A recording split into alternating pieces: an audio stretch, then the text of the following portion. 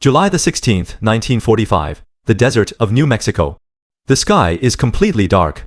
A man stands inside a concrete bunker. He is incredibly thin. He is shaking with anxiety. He chain smokes one cigarette after another. A voice over a loudspeaker counts down from 10, 3, 2, 1, 0. Suddenly, a massive silent flash of light turns the dark night into a blinding midday sun. Then comes the deafening roar. A huge, terrifying mushroom cloud rises miles into the atmosphere. The heat is unnatural and intense. The man watches the terrible fire. He remembers a line from an ancient Hindu text. He whispers softly, "Now, I am become death, the destroyer of worlds." This single, terrifying moment changes the course of human history forever. But the brilliant scientist who gave America this godlike power was soon destroyed by the very government he saved. How did the father of the atomic bomb become an enemy of the state? To understand his tragic downfall, we must look at his unusual mind. He was born into a wealthy family in New York City. As a child, he was brilliant but very lonely. He preferred studying rare minerals over playing with other boys. He went to the best universities. He traveled to Europe during the golden age of theoretical physics. He worked alongside the smartest men on the planet. He brought the new science of quantum mechanics back to the United States. He became a highly respected professor. But his mind was restless. He read classic literature. He studied ancient poetry. He learned to read Sanskrit. He was deeply aware of the massive suffering in the world during the Great Depression. He started donating money to left-wing political groups. He attended meetings that supported workers and refugees. He was a wealthy intellectual trying to help the poor. At the time, it seemed harmless. But those old political connections would later become a deadly weapon against him. When World War II exploded, the entire world was in massive danger. A famous scientist named Albert Einstein wrote a warning letter to the American president. He warned that Nazi Germany was trying to split the atom. If the Nazis built an atomic bomb first, they would conquer the entire globe. The American military panicked. They immediately launched a massive top-secret program. It was called the Manhattan Project. They needed a brilliant, charismatic mind to lead the scientific research. The military general in charge made a surprising choice. He chose the skinny, poetic physics professor. Many people thought it was a terrible mistake. The professor had no administrative experience. He had a questionable political background. But the general saw something special in him. He saw a man who could inspire geniuses to do the impossible. The professor proposed building a secret laboratory far away from prying eyes. He chose a beautiful, isolated mesa in New Mexico. He convinced the greatest scientists in the world to leave their comfortable lives. He brought them to this muddy, unfinished camp in the middle of nowhere.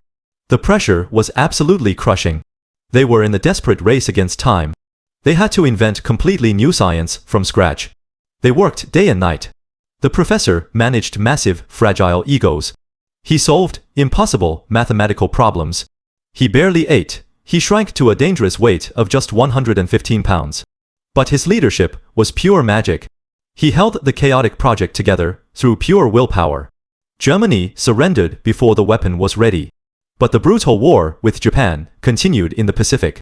The military demanded the weapon. This leads us back to the desert test. The test was a terrifying success. A few weeks later, 2 atomic bombs were dropped on Japanese cities. Hundreds of thousands of men, women, and children died in blinding flashes of heat and radiation. The war ended instantly. The professor became a massive global hero. His face appeared on the cover of famous magazines. He was hailed as the man who saved the world. But inside, he was completely broken. The sheer scale of the death terrified his soul. He felt heavy blood on his own hands. He requested a private meeting with the President of the United States. He walked into the Oval Office. He told the President he felt deeply guilty. The President was completely disgusted by this display of weakness. The President later told his staff to never bring that crying scientist into his office ever again. The war was over, but a new, darker conflict was beginning. The Cold War, the Soviet Union, soon tested its own atomic bomb. The American military establishment panicked again. They wanted to build a much bigger, more destructive weapon. They wanted the hydrogen bomb. It would be 1,000 times more powerful than the first bomb. The professor firmly opposed it. He argued passionately for global arms control. He wanted to stop the massive nuclear arms race before it destroyed the planet. His opposition angered powerful politicians and military leaders. They saw him as a major obstacle. They decided to destroy his reputation. They used his old political connections from the 1930s to paint him as a dangerous traitor. In 1954, at the height of the anti-communist panic, they launched a secret security hearing against him. It was a completely unfair, rigged trial. His enemies illegally wiretapped his lawyers. They twisted his words, they humiliated him for days in a small, closed room. In the end, they revoked his government security clearance. They officially labeled the father of the atomic bomb as a security risk. He was totally disgraced. He was exiled from the massive government programs he helped create. He lived the rest of his life as a quiet, broken man. He gave his country the ultimate power, and his country threw him away.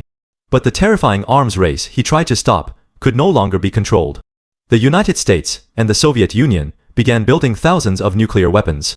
The world was now locked in a dark, deadly standoff. The threat of total global annihilation hung over humanity every single day. And soon, this massive tension would lead to a terrifying crisis on a small island near Florida. What happens when two superpowers bring the world to the very brink of nuclear war? We will uncover that terrifying story in the next episode.